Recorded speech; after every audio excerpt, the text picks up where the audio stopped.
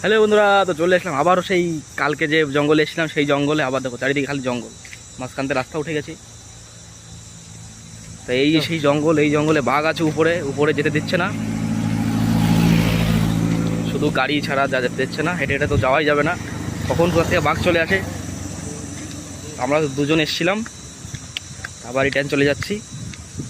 চারিদিকে শুধু জঙ্গল আর জঙ্গল।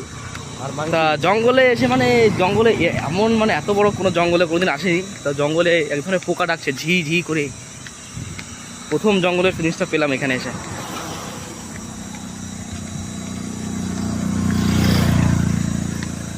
তোমরা একটু পরিষ্কার করে শুনতে পাবে হয়তো পোকার আওয়াজগুলো।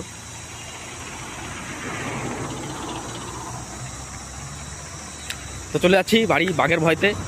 ঠিক আছে, এই যে আমরা দুজন এসেছিলাম, এখন বাঘের ভয় পেয়েছে। আর এখানে হনুমান অনেক আছে।